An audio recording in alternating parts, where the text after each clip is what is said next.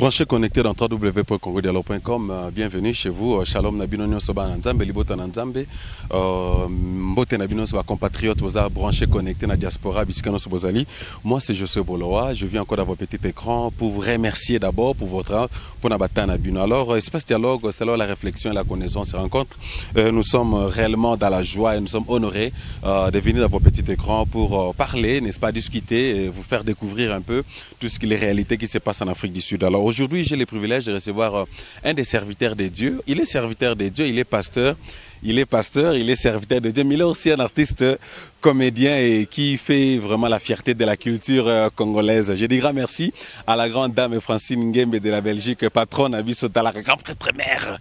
Grand merci aussi à Yannick Malé qui est derrière la prise de vue. Bien sûr que tu as l'apôtre Charlie. Hein? Ce que vous avez commandé ça va bien. Donc ça va te bien. N'est-ce pas? Donc après mission à déjà 2 heures au CP là. Apôtre Charlie, merci. Bandi mignon sur Eden, hein? Un bon travail, vous continuez toujours à soutenir Montananzambo parce que sa fierté dans la communauté congolaise. Alors, sans plus tarder, je vais aller recevoir l'homme de Dieu, le pasteur Jean-Paul Mayata. Hein, on l'a trouvé avec de la foi, à outil tout droit dans la RDC. Il est venu, il est venu en tant que comédien, artiste. Il est aussi venu en tant que l'homme de Dieu. Je crois que pendant parcours et émission, on a repris nos calendriers. Donc d'ailleurs, déjà dès demain, à côté, et puis à un projet à filmer. Mais je ne vais pas monopoliser la parole. Il y a une vraiment mission. Est-ce qu'il y a un paiement? Côté à Bandal, janvier, 10 février, ce pasteur a voyagé au Salé à Limbalar. Il ne faut pas paiement. Il faut pas paiement. Il faut un coup de frappe pour rien. Pour payer trop, il faut pas paiement. Alors, ce pasteur a voyagé au Silicaté, au Alimbo, on a vu ça. Il a bon côté. Le pasteur peut pas paiement. Alors, je suis avec l'homme de Dieu. Shalom, papa. Shalom de Oboloa. Bonjour. Oui, Nangolan, ça va. Et ça peine yo.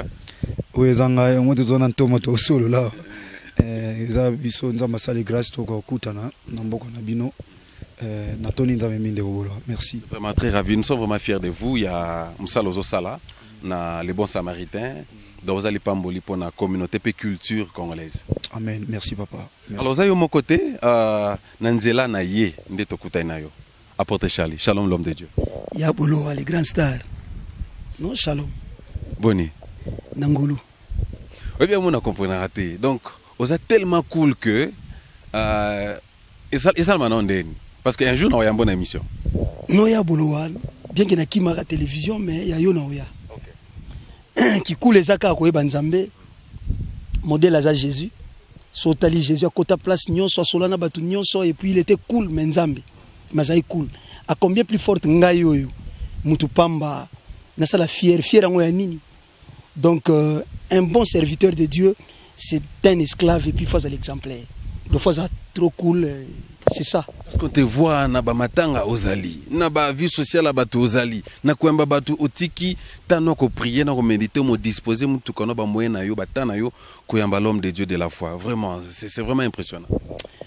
Non, ça linga bien pour na koyamba Moussa Nzambe, il m'a fait du bien. Au moni souvent batu belé bazanga reconnaissance. So mutu sali obolamu, même pas Nzambe.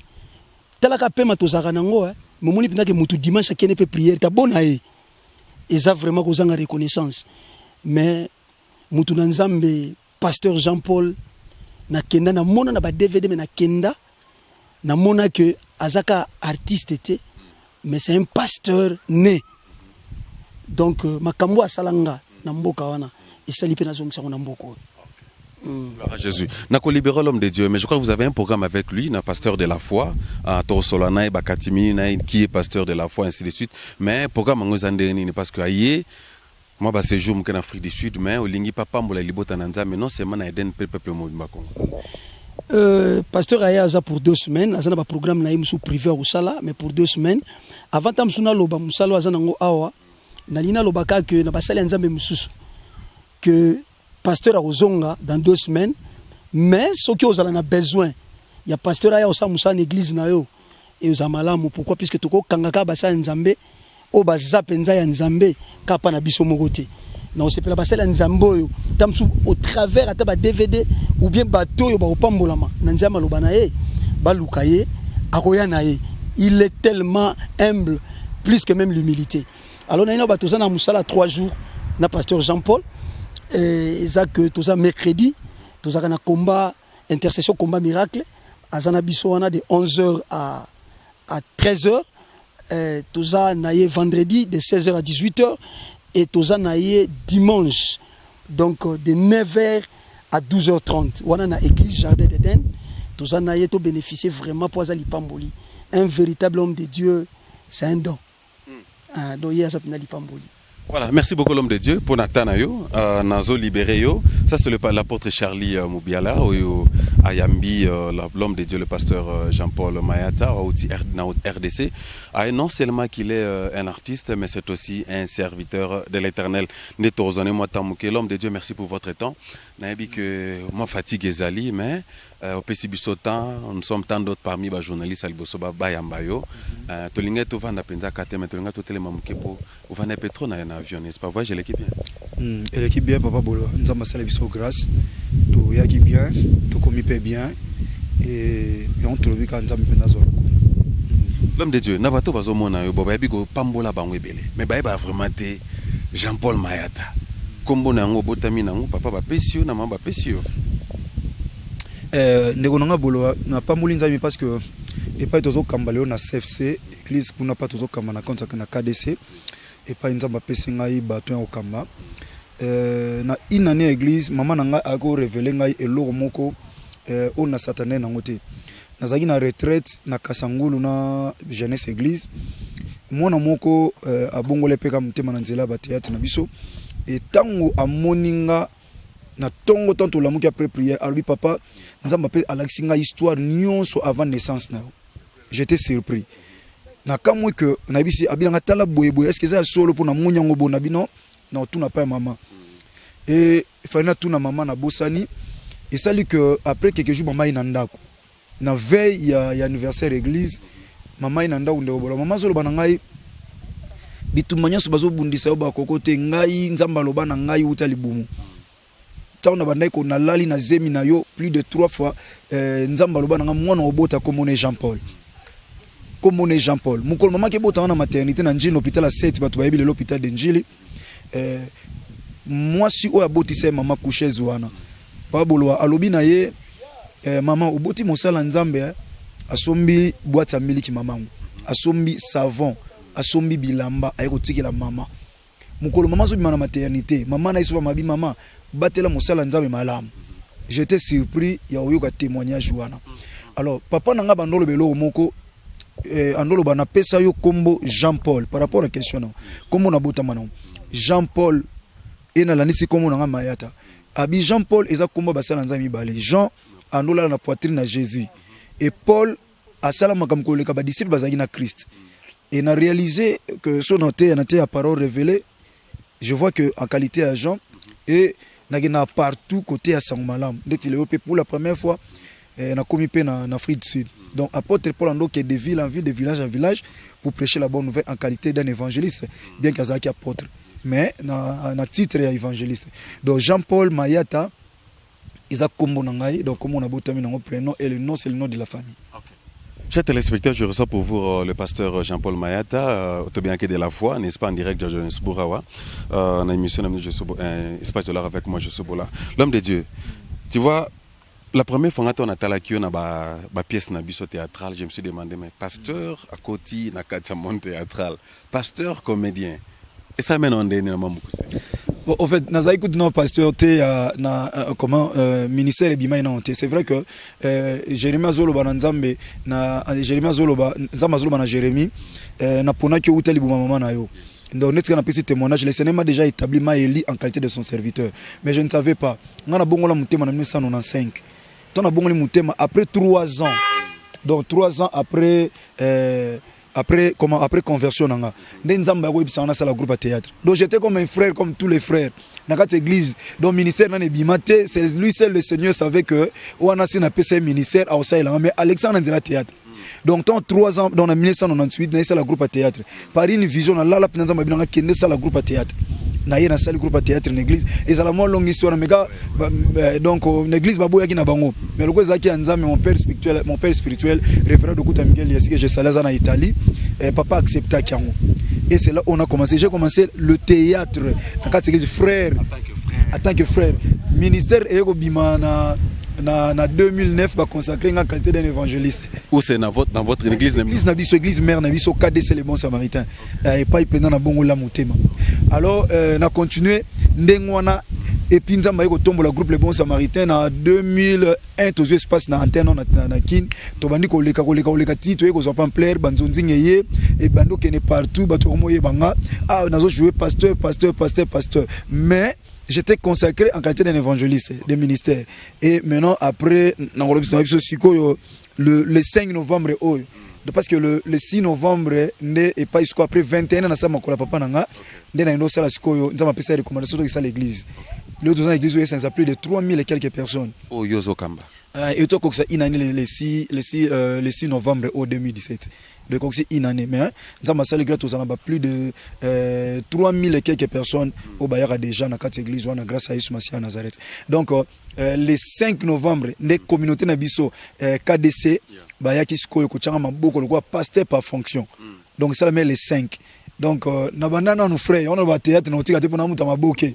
donc c'est une voix on nzama bimisa nga pour batu ba ko yeba eloko nzama tsaka je ne savais pas que na ko za la mosala nzama moi je faisais que le théâtre le quoi na linganza na terre na théâtre or que j'avais le ministère. OK, l'homme de Dieu et c'est un peu bizarre un peu comment on a eu atteint que pasteur serviteur on pensait que même Calvin a contredire ngate n'est-ce pas que abandon jouer qu'un rôle il y a pasteur mais nous vous avez un pasteur en tant qu'appelé en tant que ministre donc quand j'étais encore frère mais nza menem taïba qui on zo ngasko déjà c'est le carte de visite dans mitema bato carte de visite facile oui carte de visite na yo ndeko bolono ya ka pa na yo mais carte de visite nzambe non que pas ser en américaine non y a pas ser papa queen non que partout donc non Jean Paul Massamba facilité nzamba convaincre no moneka bande ko bayaki na aéroport wana so nzamba salenga carte de visite na mitema na bango te et ko za passe so ezalika yo moko carte de visite non yaka na ndako na yo to sololi mais ndeko misa oyambanga te mais carte de visite na nzambe a convaincre mitema bato et en Bible lobi l'élévation ne vient ni de l'Orient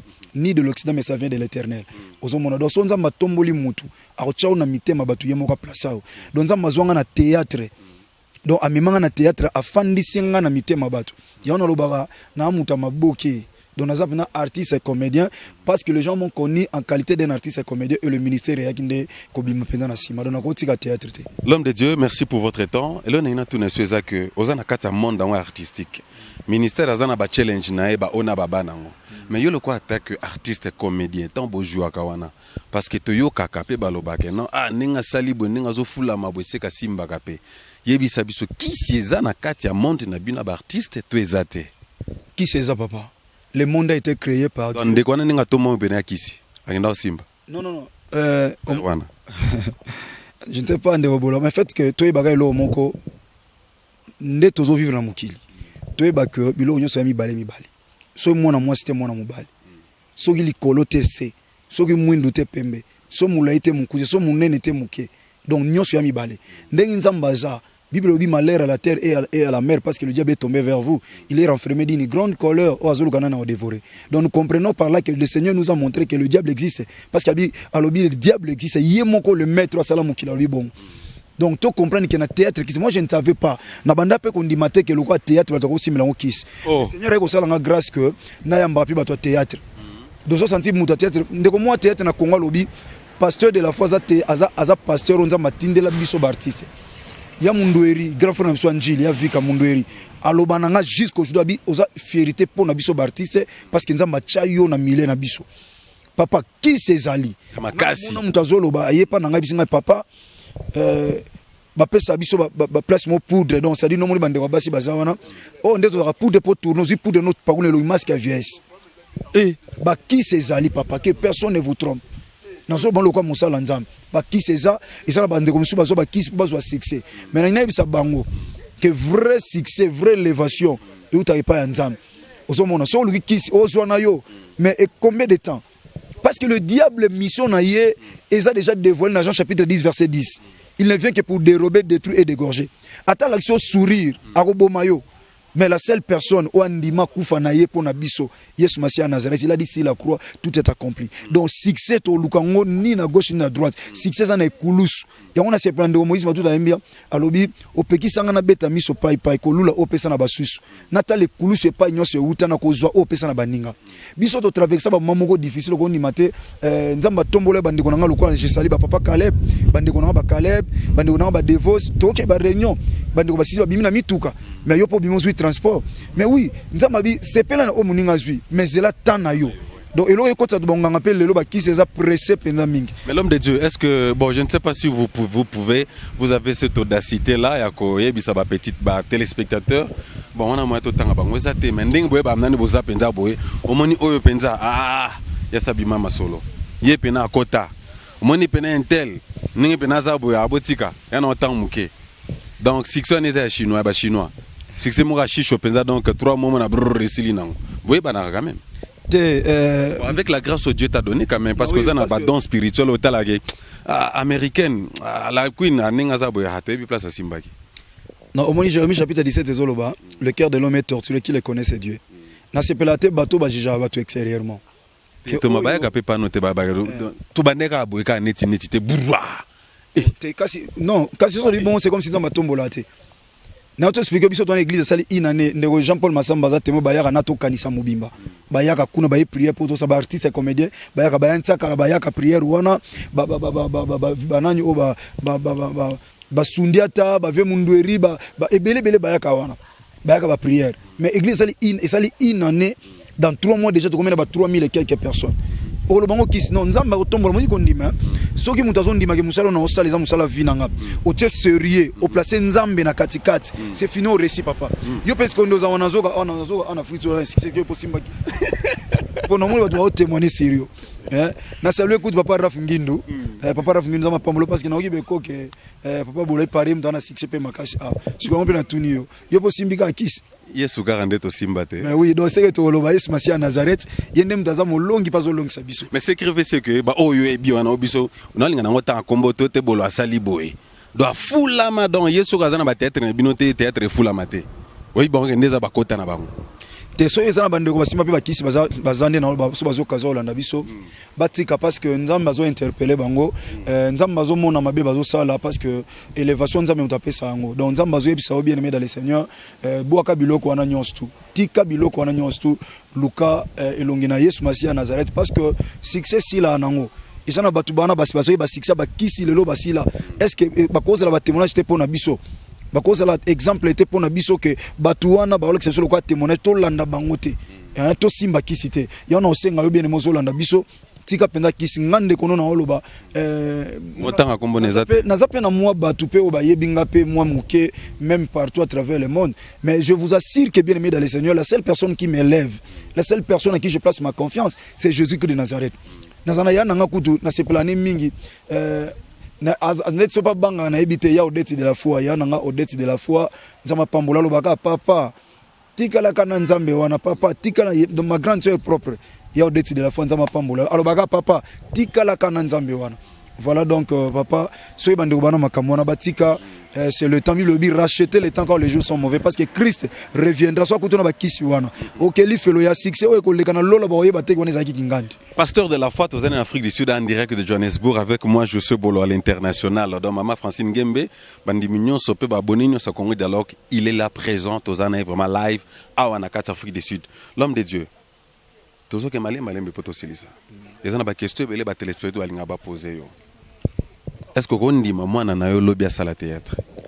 Bon so nzamba benge eza musala na boya te parce que nga mo papa na ibe na sala kyango musala nyoso musala bangala ko linga mwana na sala théâtre te bon muto mnenga zwa constant ana sala constant musala ngo mais quant à moi je dirais théâtre eza musala kwa musala nyoso na ineza batu batanga théâtre eza lokwa mutake sala électricité na ista mutake tanga na ISC asali comptabilité comme aussi les autres font le théâtre ba autres théâtre na kata ba institut supérieur aussi. Donc moi je dirais so moi na ngandi masala théâtre so les vocation mon oboya te parce qu'on peut pas désorienter l'enfant par rapport à Onzamba Tchekatna. C'est vrai que na mboko na biso ngeza pas si ba théâtre ngo mais ils ont musala je crois ba tubele ba comédie belé ba avancer na vie ba récit ba vie na bango normalement na ba matolo te lo côté musala na ye ba production na makamu na ye malgré que biso na Congo ils ont pas si pour s'en sortir par rapport à musala mais so moi na bien ça lango je sais pas si on va me permettre rien nous permettre. Ça c'est bien répondu, très sage. L'homme de Dieu. Ndebo tourna wana. Hein? Na bi ko lingara rôle ba pasteur. Eza ba rôle mso kima ngo peut-être ba persona sermo bebo yambana bolala na mbetu moko, moi ba sengle, moi ba sous-vêtement, tout ça ba rôle wana. Hein? L'homme de Dieu kima ngo eza la pena solo. Tu es ba scénario bosali. Parce que le biso to bangela plus ngwana pasteur de la foi azana théâtre. Mais tangi singa ke ba rôle mo boya moi tata na mama. Telo on faut limiter ça parce que nga nzamba benga na objectif mon théâtre wana c'est pour évangéliser. Tout ce qui est contre l'évangile je le ferai pas. Mais vous n'avez pas dit que non, théâtre il y a Congo et comme il faut que là on embête que tu as anglais, mais vous n'avez pas parce que quoi cadrer le soutien. Moi on retourne à théâtre na biso à Congo. Mais oui, c'est pas la nudité qu'on va présenter. Il faut que les parents vont au théâtre, va se sentir à l'aise. C'est ça l'éducation. Il y a des titres bazo tchaka donc tel na ba scénario pe na tala muntu sous-vêtement pamba si matala munene belé donc tout mo katana sonne rotana ba famille. Non, ndetinga iso na comme pièce na isa bana. Iso na comme pièce. Et alors comme comme pièce comme peut m'dakoy un avion c'est facile comment na mais boke tourner total bino si on est ngana tika comme jamais pièce ba to balali na mbetu ba finiki drama moi na mobile non tika comme ngote raison pour le film moko to présenter partout à travers le monde deux films Batek Église et Sunga Batu nzamba libota na sunga batu to lakisa serite po mukolo monte no zobana groupe le bon samaritain na exposer ba kwisi na bango parce que ngaku na ebisa bango ba ebi bila mamu soba sala ezana normal mais so muta gunza mi boye ligne séparatrice à bassin so que mona ni kaka donc il faut tomber la couper tomber la mbama sayo nazala bon je suis très exigeant parce que nous autres moi c'est ça sacré ça peut pas être exposé donc babilo ko wana quant à moi et quand il a reçu la matin na groupe le bon samaritain on sait bande va continuer sa vision confiance c'est vrai que tout ça va filmer régulièrement mais nous allons voir peut-être si les bon Dieu pouvait nous aider il y a aussi là bon film toujours pour la édification donc justement c'est la question donc na penza film éducatif, film chrétien, c'est ça mon objectif. Évangéliser, enseigner, présenter Batou Jésus de Nazareth, c'est ça mon objectif. L'homme de Dieu, on a une image de Tikalaga. Dans l'Afrique du Sud, je crois qu'au Tambola, ça la pe film même suna bandeko bukute na bango awa, au Rolanda pe baso pizo to benga baso badramazia awa, au tala ndenge basalaka. Je crois ba image ko Tikalaka. Mon comme suite après 2-3 ans pasteur comme sous babloko boloba kana biso na ba 2017 moko te ko zelande ngandeti na pengu na sa film etika na single non même qu'on a groupe na ngamoko ngata producteur apenga mbongo ebele alobina na tika la torse ni ata bepesa $1 million na loba na komba Yesu Masia Nazareth eza pona naza na bonde la nzamba sunganga ngamo peut-être na koko katima na loba na nzambe na tika la esengo ya mitema bana na ye nazali bakute pona peuple na ye parce que il y a quelqu'un qui a payé dans l'église on a beaucoup de musapité pour mon ndimi moko mpate moko na oboya pour ça comme 10 maboko esila na ozanga moyen ko iluka mbo bana ba vivre mais il y a quelqu'un son a refusé ceux qui ont refusé musapi mais il y a quelqu'un qui a vous en a film retourné tous un film retourné pourquoi je suis chrétien bando ba jouer baza artiste a ba jouer c'est la sélection de Romulex au sala na a compétition na Jean-Paul Massamba pour monanga pour placer ba awa donc nous avons pas moulé ni Jean-Paul Massamba to kanisa ga to kanisa bande ko na biso to na ko pas kanisa biso.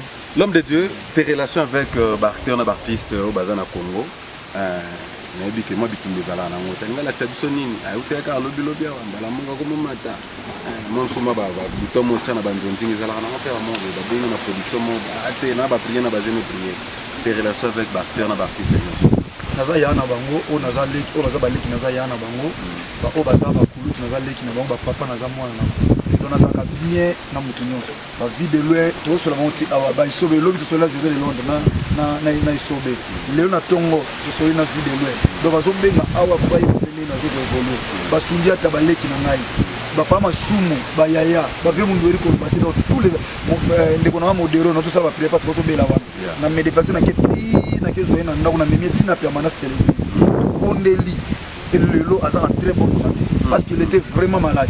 Et cette maladie était une maladie spirituelle. Même il y a mon yebi. Na me déplacement na été na joie na pas na bonne médecine en permanence. To bonde là a un témoignage peut-être jour au kuta na ye surtout ni on a modèle mon grand frère. Alors il a un témoignage chez Balusambo na ça pour na ye. Alors tout le monde a une bonne relation. On a un artiste monté to Canada. Soit artiste au lingate peut-être na yebi pour na finga te na lo des problèmes so priya trop te ba priya trop ba système en bas ba kima mais kasi yo kima iso za mutamabe parce que mutamala mo approcher nga mutamabe ni mutawakima nga zomon donc bamisu baza artiste azana makama bi mayelu kanga bi papa tala nga iboye bo solo li petite discrétion entre yo na nzambe na ye parce que un homme de Dieu azam mutu abomba secret koleka batu nyonso donc nazana makama mutu oso na lobi ngo leo na ko bonga mais na kufa na ngwata mwasi na ane na ndao na la mbetu mwako yeba muti nazo kamba plus de 3000 et quelques personnes et puis combien de promesses a pas battu. Nous sommes en mutu afana na village moko boye parce les gars du mois na mukaza yina bomi ye moko. Donc on a tant de choses dans mutu oyo talaka 3000 et quelques personnes église. Si on a un chaque mardi na solna bon ngana bando ya église na bureau batu bayaka na bureau 4h ba yo jeton. Donc on a comme à 8h na bando ya 8h aussi à 20h. Donc so batu batoni wana li batoni pe bafanda wana omona bloko kilt ezana batu écoute na pasteur. Donc na yebi makambo batu belé. Il y a un homme de Dieu sérieux. Et l'autre, c'est une discrétion. Ouais, biso vraiment. Quand on a bureau, c'est à 8h. Déjà à 8h30, ça l'élection à Facebook. Na WhatsApp, passé un message. Bon, dimanche, à Pandi déjà. Donc, voilà, c'est pas bien. Un homme de Dieu, c'est une discrétion au camp d'église. C'est pas parce que, n'a pas ce exemple, moi, si moi, ça l'est qui m'domba. Au thé, il est le babon, il monte, maïs, papa, n'a moi, ça l'est pas la mena, bima qui n'a mon bal, son gol. Au collègue, ça y est. Bible lobby, celui qui cache ses transgressions et prospère, point. Mais celui qui les avoue aide de laisse obtenir la miséricorde. Ils ont mérité miséricorde parce que avoué, bon, on a l'obité. N'y avoué. Au singulier mawanzambi. Au bon de l'ipone, c'est fini. C'est fini. Même dans le domaine de l'ibala, 1 plus 1 souga 1, n'a qui moi si na mobile. Na mawanzambi son zamba benga yo. Abenga moi si na oti. C'est pas important, il va aller sur l'église pas moi si na. Au moins sinon pas na pirier, les sous à pour partager na yo. Alors mon qui isola mutebili bananza mon ba sala nza zo sala nza pasteur bon basé belé na Congo. Mais c'est un danger parce que nzamba osepelate parce que muta bongo et belé ba pengwa alors bige na ensemble la soute. Si qu'on pate au Christ akufela na croix aboye église aboye nzambe pona yo si ko za sumo bateni patete parce que lui lobi un vrai berger ceux qui vont pâter baza 100 moko bunge ke luka moko si ko yo na bergerie au beta susu ba pate film au moni nzamba sala ni sera biso pena mamna cc pena bali yo ko betiri mo sunu solo mo sunu to alinga peser wana te abete le sumasa ne masa ne ba buru ale panzani yo basi ba okima ba église non c'est pas bien parce que nzamba pesi mo bateli pate apesi e biloko mibali apesi bâton apesi na houlette bâton eza poso ki mpate azokene moi na désordre obeti mo malema ne pas zonga na nzela houlette eza on pata dindi au côté crochet on bendo binisi donc un berger tambola biloko na berger tambola na chicotte te atambola na bâton na houlette so tambola na chicotte ndeti biloko bon munoko na comme chicotte balobi no ndima ya yebisi yo secret ya mabia sala ali yo zongo ke bisango mutu tant ya yo ki on sale passer chicotte obeti or nzamba pesa ki o bâton chicotte osuwa l'homme de Dieu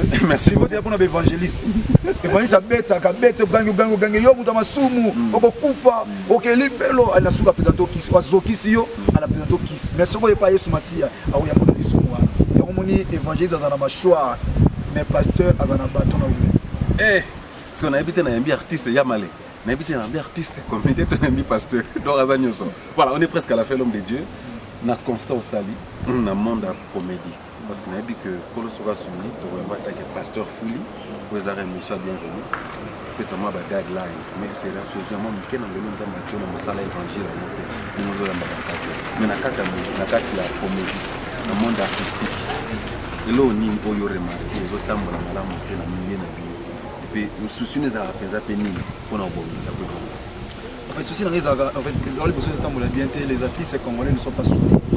Nous sommes en association pour la personne. Nous sommes à télémédion. Je ne sais pas s'il y a d'autres personnes qui ont un esprit à télémédion. Il y a ceux qui passent de comment jouer idée, ceux qui ont nos idées. Est-ce qu'avec ça, tout quoi évolue bon, mettons un peu nos idées ensemble pour voir si ça peut évoluer. Nous sommes dans le monde ça mais ah ngaba biloko na zala raté. Non, ngana mila artiste c'est comme un NTPC Nazali. ndeko eloko tokanisa po eza mpona kokanisa baartiste on est là tosoutenir yango dernièrement na topesa idée moko na baorphelin na baveuve moi-même j'étais le premier opesa mbongo na réunion po tokanisa baorphelin na baveuve oyo baartiste kaka te na bi tokende orphelinat moko boye pa nzambe otya biso a cœur oyo moto akosima tokepambola les orphelins parce que même na domaine église namokwana na Jacques chapitre 27 Jacques chapitre 1 verset 27 Jacques chapitre 1 verset 27 lui le lobby la religion pure et sans tache devant Dieu consiste à visiter les orphelins et le veuve dans leurs afflictions donc bref papa nanga et loko pena pas c'est ça que les artistes ne sont pas soudés le on a kongo benda au président bazo benda et soué nanga ezali les artistes tous la soudés c'est vrai que tu as battué dans ma camobile belé ou tu as mais tous à la soudé tu as la force moko il y a théâtre tu as film congolais de façon le peut tout calculer. Très sage, l'homme de Dieu. Vos programmes, il y a un niveau à Moussala, les bons samaritains, va s'attendre à la fin de l'année puis l'année prochaine. Merci Léobolo. Donc on a compris les bons samaritains. Nous continuons à filmer, nous préparer. Film sur la Awana de Molex. Pourquoi je suis chrétien? Je suis assis à Sango. Nous sommes en Congo. Nous sommes aussi en Congo. Nous avons un film les bons samaritains. Nous avons un film bien vraiment présent. Des films tout ça battre l'église. Ce qu'on a un film battre qui pasteur. Battre église battre qui pasteur. Église c'est ça non. Mais pasteur battre qui. C'est qu'on a déjà église. Donc pas bateki pasteur à teka nana teki pasteur voilà voilà vos contacts l'homme de Dieu sur les rejoindre tout va joindre yo na sociaux réseaux sociaux et puis dans téléphone si c'est possible awa na na bino awa nyonso parce que ça en Afrique du Sud bien sûr peut-être on va la WhatsApp na numéro Congo et tiens na Facebook sur vous OK na numéro Congo quand numéro comme dans notre business account 153 89 153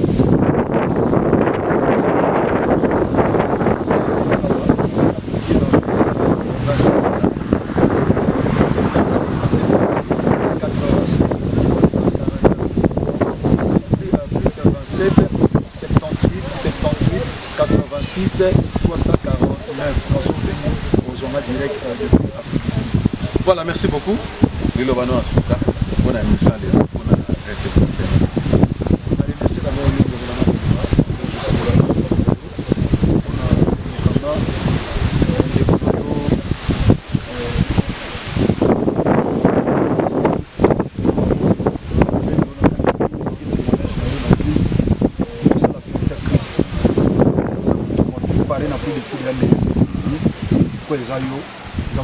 parce que amen soki bayoka Yesu Masiya na liloba oto te ya bote bamona ye ata na misala ke atombola mpenza joso boloba yoso boloba za asiksi ata na Yesu Masiya eza mpona lokumu na Nzambe.